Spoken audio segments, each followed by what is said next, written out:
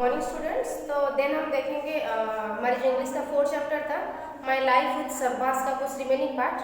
ठीक है, इसमें यहाँ तक हमने डिस्कस किया था कि मई 29 1953 को राइटर सर एडमंड हिलरी ने कैसे माउंट एवरेस्ट को टच किया था। इसके बाद हम कंटिन्यू करेंगे।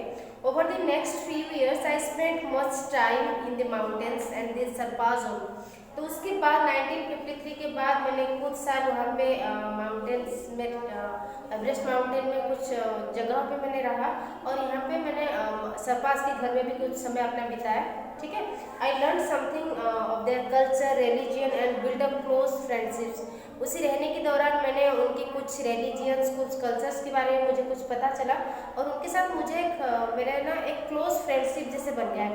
It was impossible not to realize how many things they lacked: education, medical care and supply of goods, clean piped water।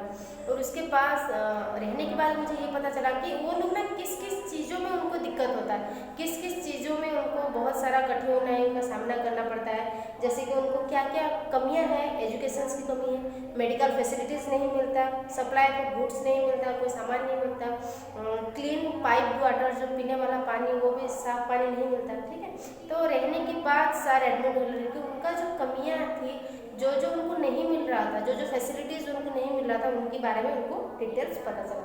ठीक है, in 1961 I first made the effort to fill some of these needs with the constructions of a school, खुमजंग the first in this area। फिर कह रहे हैं कि 1961 में मैंने अपने इफर्ट से या राइटर अपने इफर्ट से वहाँ पे एक स्कूल बनवाया। ठीक है, कहाँ पे? खुमजुम में। ठीक है, मतलब उस लोकेलिटी का वो पहला स्कूल था। Gradually many more village schools, several hospitals, water pipelines, bridges and even airports. और उसके बाद धीरे धीरे अलग अलग स्कूल्स बनते चले गए, सेवरल अलग अलग हॉस्पिटल्स बना, पाइपलाइंस बने, ब्रिज बोले, एयरफील्ड्स। तो ये धीरे धीरे इम्प्रूवमेंट चला गया, होते चला गया। लेकिन खुमजुम में पहले सर एडमंड हिलरी ने पहले स्कूल खुलवाया था अपने एफर्ट से। ठीक है, meanwhile the Sherpas were increasingly in demand for Himalaya expeditions. धीरे धीरे उनके सरपास की जो डिमांड्स और ज़्यादा होने लगी, क्योंकि कोई भी टूरिस्ट या कोई भी जो घूमने लायक आता था या कोई माउंटेनियर्स होता था, उनको चलने में या माउंटेन को क्रॉस करने में ये लोग बहुत हेल्प करते थे। तो इनकी डिमांड धीरे धीरे और बढ़ने लगा। A wide variety foreign expeditions kept pouring in French Japanese. तो उसमें जो फॉरेन एक्सपेडिशंस जो फॉरेन माउंटेनियर्स आते थे, इसमें कौन थे? फ्रेंच भी आते थे, जापानीज आते थे, इटलियन आते थे, Austrian, British, American and dozen others. और भी कई इलाके से बहुत सारे एक्सपेडिशंस या group of people having a common destinations. ठीक है, ये लोग को ये बहुत सरपास जो होते थे, ये बहुत टफ रोड को कैसे क्रॉस किया जाता था, उनके पास ये एबिलिटी था, इसलिए बहुत अच्छी तरह से हेल्प कर पा रहे थे। The toughness and reliability of the Sherpas and their tremendous skill at carrying loads at high altitude made them extremely effective. ठीक है, ये जो एबिलिटी था सरपास के पास, बहुत टफ रोड को क्रॉस करना विथ हैवी लोड्स, बहुत सारा सामान को साथ में लेके, तो ये जो एबिलिटी था ये फॉरेनर्स के पास इनका लोकप्रियता को और ज़्यादा बढ़ा रहा था। And they were delightful people to work with, cheerful, hard working, agreeable and lacking of any sense of इम्पेरिट। वो इतना ईमानदारी से काम करते थे, हार्ड वर्किंग, बहुत मेहनत, चीयरफुल, कभी दुख नहीं, कभी कोई ग्रीफ नहीं है उसके अंदर, कोई सरोनेस नहीं है, तो हमेशा बिल्कुल हंसी मिजाज होकर काम करते हैं, एग्रीएबल हर चीज़ के लिए, जो भी जिसका जो भी डिमांड होता था वो सारा वो फुलफिल करने की कोशिश करते थे। और जितना हद तक हो सके ये कोई एक्सपेडिशन टीम को हर तरफ से हेल्प करने की कोशिश करते थे। कौन? सरपास, जिसके पास बहुत अच्छा एबिलिटी था माउंटेनियरिंग का या टू क्रॉस द माउंटेन्स। ठीक है, as the Sherpas become increasingly involve in the expeditions their exposure to the mountaineering dangers grew. ठीक है, जैसे धीरे धीरे इनका लोकप्रियता बढ़ता गया तो लोगों की जो डिमांड है इनके लिए और ज़्यादा बढ़ता गया। क्यों? For the mountaineering. While foreign expeditions members waited in their tents for the next thrust forward of the mountains, Sherpas were relaying roads backward and forward of the slopes। ठीक है। मीन्स क्या है, जो फॉरेन एक्सपेडिशन टीम्स आते थे, जो foreign mountaineering team आता था, उनके साथ वो मूव करते थे। जैसे कभी ऐसा लगता है, कभी लोड्स को अपने पीठ पे, बहुत सारा वजन का अपने पीठ पर रख के कभी अपवर्ड कभी फॉरवर्ड ऐसे मूवमेंट होता था, क्योंकि रोड जो होता था बिल्कुल अच्छे से इवन नहीं होता था, अनइवन और टफ रोड होता था। तो ऐसा लगता था शायद अपने पीठ पे कोई सामान लेके अप डाउन ऐसा मूवमेंट कर रहे हैं। बहुत टफ कंडीशंस होता था, बहुत मेहनत करना पड़ता था उन लोगों को। इसलिए they were constantly in peril, many died in crevasses, in avalanches and tumbles down the mountains. इसमें से बहुत लोगों की मौत हो जाता था। कभी बहुत सारे रास्ते में बहुत सारा कठिनाइयों के सामना पड़ता था, कभी कोई घाटियों से नीचे भी गिर जाता था, क्योंकि इतना सारा लोड्स के साथ माउंट एवरेस्ट को क्रॉस करना या टच करना इतना आसान बात नहीं होता था। So there was a major change in the lives of Sherpas. फिर धीरे धीरे उनकी लाइफ में कुछ चेंजेस आया। ये थोड़ा ऐसा कुछ करवा दिया गया जैसे कि उनकी लाइफ थ्रेटनिंग कुछ ना हो, ठीक है। Increasing the number of visitors were coming to Nepal and lots wanted to trek into the mountains. क्या हुआ ना, धीरे धीरे जो विजिटर्स के नंबर बढ़ता चला गया और जिनको इच्छा थी कि माउंटेन के ऊपर जाने, the Sherpas were ideal people to conduct such journeys with their energy and cheerful temperament, ठीक है। ये जो लोगों का था, जो विजिटर्स आते थे, जो मैंने कहा विजिटर्स में आपका फ्रेंच है, जापानीज है, जब ये ऊपर जाते थे, माउंटेन के ऊपर जाते थे, कभी मैंने कहा रास्ते में किसी का डेथ हो जाता था, कभी कुछ, कभी तबीयत खराब हो जाता था, क्योंकि रोड जो इतना था बहुत टफ होता था। तो इस कंडीशंस में जो सरपास होते थे वो उनको बहुत ज़्यादा हेल्प करते थे, क्योंकि उनके पास already they are capable, they have the ability to cross the mountains, they are good mountaineers, ठीक है।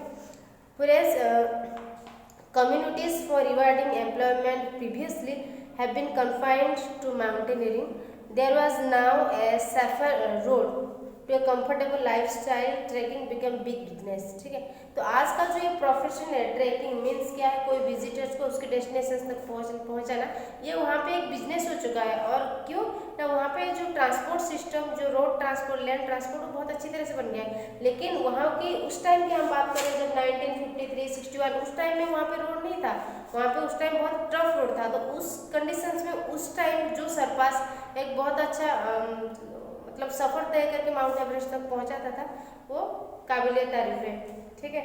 Sherpas wives who is the past had reluctantly accepted the mountaineering efforts for their husbands with the potential of injury or death, now encourage them to undertake the trekking with its similarity opportunity for financial gain for a far better chance of survival.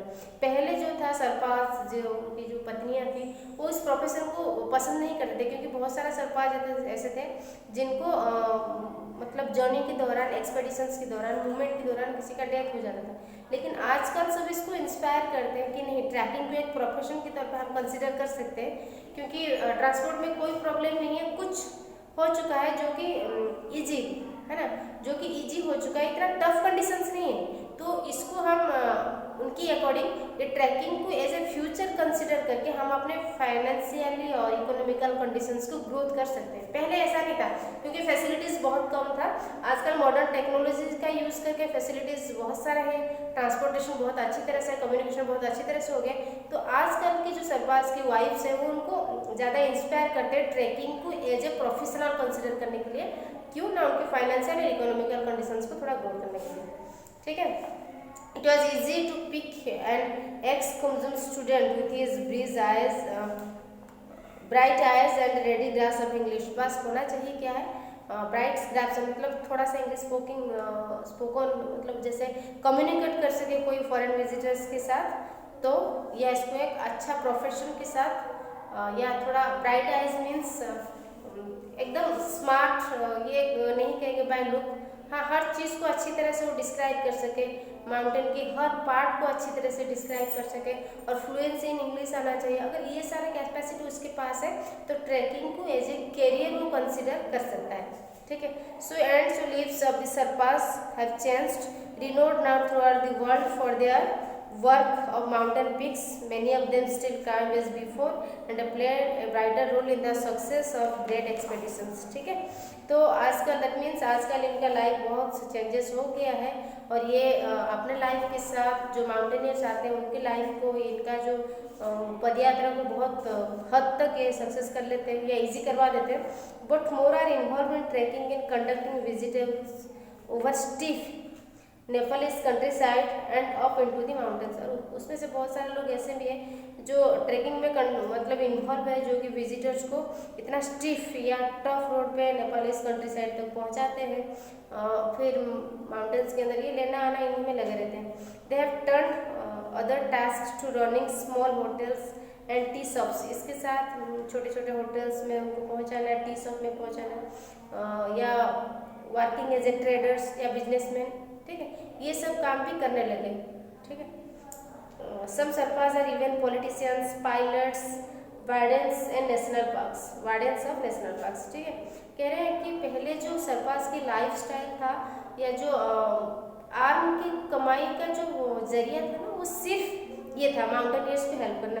लेकिन आजकल जो सरपास है वो क्या है, छोटे छोटे hotels को चलाते हैं, टी शॉप्स चलाते हैं, एज ए ट्रेडर काम करते हैं, बिजनेसमैन, कुछ उसमें से पायलट्स भी है, ठीक है, पॉलिटिशियंस भी है, और कोई नेशनल पार्क्स में वार्डन्स की तरफ पे भी काम करते हैं। ठीक है, नेशनल पार्क्स है हमारा हिमालयन रीजन में, तो वहाँ पे कुछ सरपास जैसे है जो कि एज ए वार्डन काम करते हैं। दैट मीन्स उनका लाइफस्टाइल में बहुत सारे चेंजेस आ चुका है।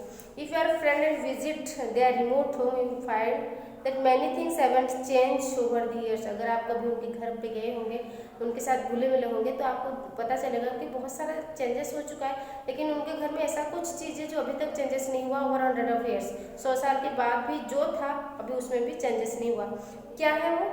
दी warmth and the hospitality remain, मतलब जो अतिथियों के साथ जैसे बिहेव कैसे करना, वार्म वेलकम करना, किसी का कैसे अतिथि को अच्छा बिहेव दिखाना, ये अभी तक चेंज नहीं हुआ।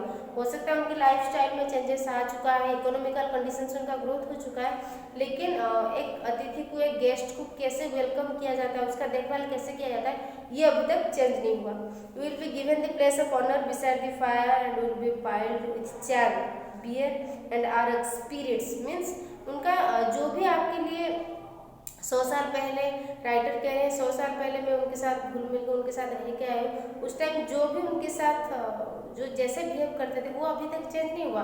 ठीक है, उनका जो वे ऑफ बिहेविंग वो अभी भी ऐसे बरकरार है। You may ended be presented with Tibetan T, traditional mixture of T, salt, yak butter. ठीक है, आपको वहाँ पे जाके मिलेगा क्या? तिब्बतियन टी मिलेगा, ट्रेडिशनल मिक्सचर अब TSHR, इसमें ट्रेडिशनल मिक्सचर है, सॉल्ट एंड याक बटर, ये सब मिलेगा जो 100 साल पहले जो था आज वही है। ठीक है, in the background you may hear chanting from the local gompa, may be prayers for the ill or the dead or just encouragement for the good crop of potatoes. ठीक है, और साइड में आपको चैंटिंग कुछ मंत्र उच्चारण सुनाई देंगे लोकल गोम्पा में। ये प्रेयर जो होता है, शायद राइटर को इतना तो नहीं पता, वो डिस्क्राइब कर रहे, शायद ये लोगों को जो प्रेयर होता है शायद इल के लिए, बीमारियों के लिए और डेड के लिए, या हो सकता है for the just encouragement good crops, potatoes के भी अभी मैंने पहले बताया उनका जो स्टैपल फूड होते हैं वो बॉइल्ड पोटैटोज होता है, तो पोटैटोज का ज़्यादा ग्रोथ या ज़्यादा प्रोडक्शन के लिए हो सकता है ये मंत्र उच्चारण किया जाता है। लोगों के अंदर विश्वास है भगवान के लिए कि ऐसे करने से शायद हमारे खेत में ज़्यादा पोटैटोज ग्रोथ करेंगे। This is one of the greatest charms of the Sherpas. और ये राइटर को बहुत अच्छा लगा कि ये लोग बीमारियों के लिए या किसी के डेड के लिए या अपने खेत में ज़्यादा प्रोडक्शन के लिए ये हमेशा गॉड को ही प्रे करते हैं। ठीक है, they introduce you so readily into their culture and religion. वो अपने कल्चर और रिलीजन के साथ आपको बहुत अच्छी तरह से इंट्रोडक्शन करते हैं। They ask too little from to accept polite friendship, they laugh so easily at your jokes and their own. ठीक है, वो हमेशा पोलाइटनेस, उनके आप देखेंगे तो पोलाइटनेस आप लोग को देखने को मिलेगा। फ्रेंडशिप, हमेशा सबके साथ घुल मिल जाते हैं। दे लाफ इजीली, बहुत अच्छी आसानी से हंस लेते हैं। एट योर जोक्स, आपकी जोक में भी, एंड देयर ओन, और अपना खुद की जोक में भी। ठीक है, दैट मीन्स राइटर उनको इस स्टोरी के माध्यम से ये हमारे पास उनकी लाइफस्टाइल को बताना चाहिए कि कैसे मेडिकल फैसिलिटीज़ नहीं है, ये नहीं है, वो नहीं है, स्कूल्स नहीं है, अच्छा गुड्स नहीं है, पानी का व्यवस्था नहीं था अप टू 1961 तक। पहले राइटर ने कुंजू में स्कूल बनवाया, फिर धीरे धीरे ग्रोथ होते चले गया, और आजकल उनकी 100 साल पहले उनकी अभी या 50 साल पहले और अभी के लाइफस्टाइल में क्या क्या चेंजेस, थोड़ा सा फाइनेंशियल कंडीशंस उनका सही हो चुका है। तो बहुत अच्छा कोशिश किया है सर एडमंड हिलरी ने, एक कम्युनिटी को यहाँ पे रिप्रेजेंट किया है। ठीक है, और उनका जो इम्पोर्टेंट रोल है to touch the Mount Everest, ये मतलब रियली इट इज़ एप्रिसिएबल। तो इस चैप्टर को हम अच्छी तरह से जब पढ़ेंगे समझ में आ जाएगा ये, ठीक है। इसका शॉर्ट टाइप्स और क्वेश्चन आंसर ये कर लीजिएगा, कोशिश कीजिएगा, ये मैं कल सेंड करवा दूँगी। Thank you.